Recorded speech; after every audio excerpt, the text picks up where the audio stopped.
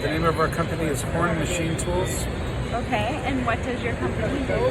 We manufacture CNC tube benders and we distribute CNC tube benders. Okay, awesome. And what is your position with the company? I'm the Vice President of Sales, Okay. so I cut the deals. Okay. Well, how did you hear about Tower? Oh, we've dealt with Tower for many years,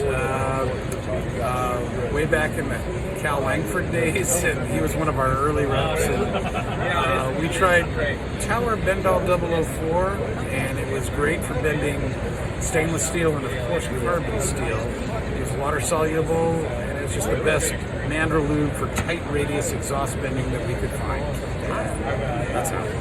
Okay, and then so is that like your favorite product by Tower? By far. By Tower. Okay, awesome. We don't even use anything else. It's so good. Awesome. And then what would you say your company's superpowers are, like something you're really good at? Tight radius stainless steel exhaust bending.